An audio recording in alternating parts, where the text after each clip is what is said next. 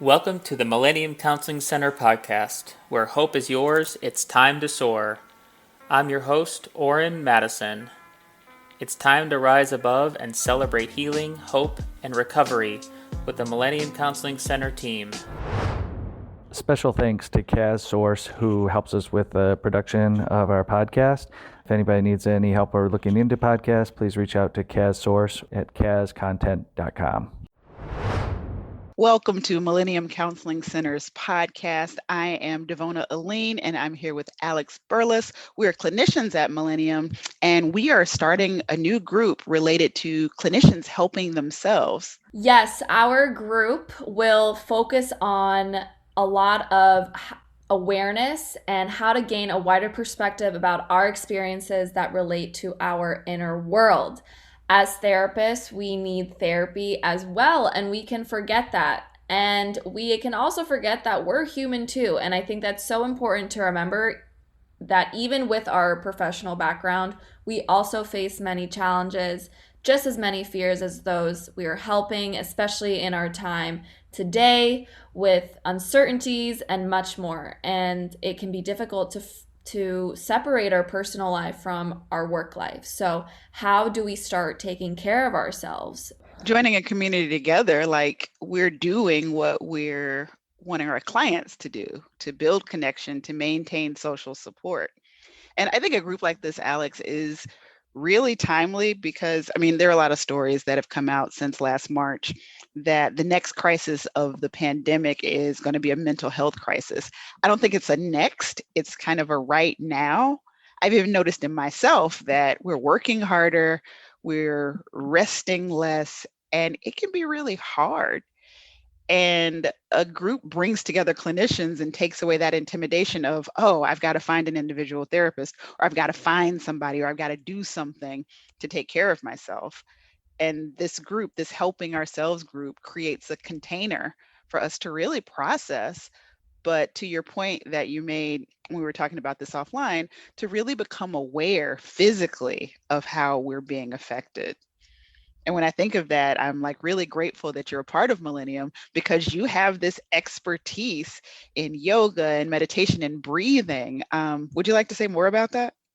Sure. So to everyone who doesn't know me, I am the clinician intern at Millennium Counseling. I've been here for about a year, and I have brought on my expertise in yoga and various meditative practices in a lot of my sessions and group therapy as well. I became a yoga teacher about a year ago, where my purpose to join was to decrease my anxiety and to understand my anxiety more, as it's something that's part of my daily life as well. And I joined this yoga therapy group, or we can call it a community, who had such a passion for yoga, but I realized very quickly that they also were dealing with many, many struggles, mental health issues, and we all came together and we were able to support each other on that. And we used yoga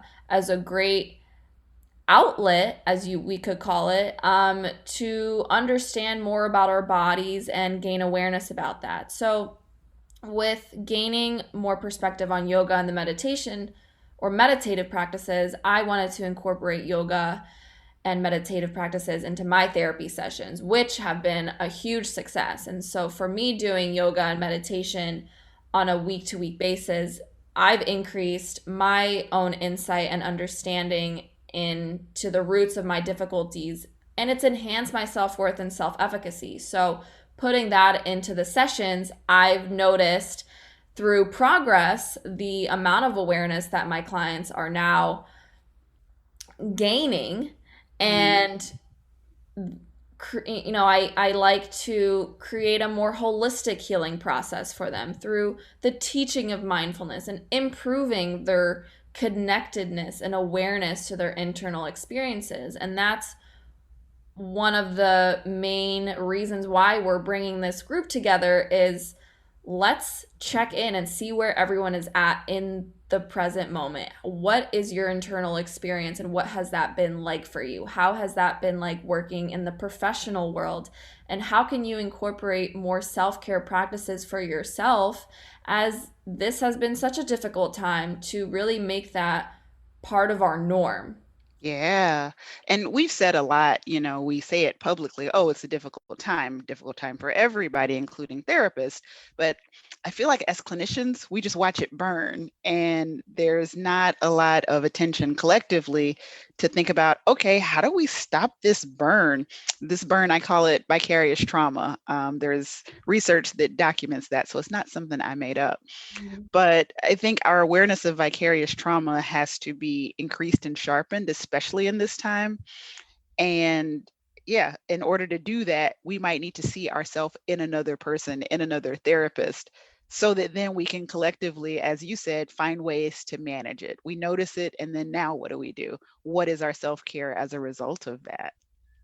Right. And we'd love to learn about your self care practices. What has been your go to routine? And I think joining this group would be a great way to learn about not only what your experience is like, but what other people's experiences have been like. Right. What works and what doesn't work. And what is the difference between, as I bring it up in my trainings, is it self-care or not, right? Is it a car wash or is it getting your oil changed? Does it make you look good on the outside, like a pedicure, or does it actually re-energize you and refresh you to live, work, and love another day? Right. I feel like it could be both. Why not look good and feel good internally and externally? So, Absolutely. But the challenge is that people say, oh, I got a pedicure, I had a spa day, and I'm still tired. Like, I look great, that felt good in the moment, but is it really sustaining you? I've been doing vicarious trauma and self care trainings probably for the last 4 years or so. And it's been really important to make this distinction because, we're hard on ourselves as clinicians. It's like, hey, I did all of this stuff to feel better and it's not working. So there must be something wrong with me. And from a trauma informed perspective, it's not what's wrong with me, it's what happened to me. And the pandemic has happened to me. Injustice has happened to me. A political system that is unstable has happened to me. And as a therapist, I now have to, quote, be okay for the person in front of me. And I think we've run out of ways of how to do that on an individual level. I totally agree. And we've placed a lot of blame on ourselves for things that has happened in the past year and a half. Taking care of others, taking on others' trauma and fears and uncertainty and any other struggles. Where do we come in? And so that's what this group is going to focus on. We're coming in right now. We're here to support you. And I wanted to learn more, Devona, about how you became interested in vicarious trauma. Oh, yeah. Years ago, first I was volunteering at a rape crisis center. I was a volunteer medical advocate who would meet survivors of sexual assault in the emergency room and kind of walk them through that process. But after doing that a year, I became a trauma therapist for people who are survivors of sexual assault. And I was just working. It took me a second to realize, holy crap, I've got my own survivorship history. Can I freaking do this? And the organization I was working for gave everyone a book called Trauma Stewardship. And I actually read it cover to cover. And it was like so transformative for how I could take care of myself going in to working with rape survivors that I built a whole training around it. And I've probably presented to hundreds of volunteers and clinicians and helpers within the anti-sexual violence community here in Chicago, and then in Illinois with the Illinois Coalition Against Sexual Assault. I've also done a related and similar training at the Battered Women's Network. And every time I would do the training, I would learn something about myself, that vicarious trauma is a reality. It's not something we can avoid. And if we know it's coming, it's like putting on a winter coat in a Chicago winter. You don't have to know the exact temperature, but you know it's going to be cold, so you're prepared for it. So it's become a passion of mine to make sure whether it's rape trauma, but any type of trauma, or working with clients, that we're prepared for the fact that we're going to be affected, and we need to proactively take initiative on what we do with that vicarious trauma so that it doesn't become burnout, it doesn't become compassion fatigue, or secondary traumatic stress. Wow, I love the impact that you've made and on your clients and your students and those around you and learning more about the vicarious trauma. Um, how has your self-care routine been through teaching and learning more about vicarious trauma? Well, like any process, it ebbs and flows. And I'm happy to report, more often than not, I've had great self care, but I've had moments where, even though I knew better, I wasn't taking the best care of myself. Um, yeah, I try to eat every day. I try to eat at least once every 5 hours. I am sure to get doctor's appointments and all of that stuff. That has gotten better since I wasn't doing that and I wasn't eating properly. And I ended up like not being able to walk for 3 days, where I was ignoring being sick, like having a cold. And my immune system basically said, okay, if you're not going to stop, we'll just turn it up a notch. And my own immune system attacked my spine. And that's what stopped me from walking. Doctors couldn't find anything that caused it. All I had to go on is the fact that, hey, I work in trauma and I'm not eating, I'm not exercising. So since that time in 2018, there are certain things that I have to do every day, having a routine. And that lets me know, okay, I'm doing all right. And when I don't feel so great, because this is hard work, I am the queen of drawing a line through my calendar, and I am taking today and tomorrow off. Somebody said to me, "You're taking a vacation at the end of September?" Yeah, because I noticed at the beginning of September, I'm really tired and I've got to interrupt this process. So that's what I tell other people. However you do it, whether it's time off or, breakfast every day or coffee and water, that's what I do. Whatever you do, you have to interrupt this process so that we're just not going and going, taking on people's trauma and running ourselves into the ground. Does that answer your question? Yes, and I love what you said that now you're drawing a line for your own self, and it's so difficult, and I've experienced it as well. It's so difficult to draw that line because we just want to help. We want to be there for people, and sometimes we may not even notice when enough is enough until, well, those burnout symptoms come and we realize, okay, there's both emotional, mental, and physical impact that's left on me. So through this group that we want to bring about and share with you, we will also be learning about trauma. How does that leave impacts on your mind and body? Mind body connection is so important to understand. And, as I was talking about my yoga teaching and meditative practices, we're going to include the concept of mindfulness, which is a concept that we hear on a daily basis, but it is also a practice that is one of the most difficult practices to do because we maybe don't take the time for it. One, two, we may not understand it. Three, we just don't care about it because we are so busy trying to help others and be there for others. And so learning about the concept of mindfulness is, how do we become aware of the present moment? How do we just sit and be without letting the stress affect us or thoughts coming into our minds and saying, you need to go help this person now? How do we just allow ourselves to be in the present moment and recognize those feelings and emotions and those thoughts that come through? I think the noticing, we've got that because we do that every day.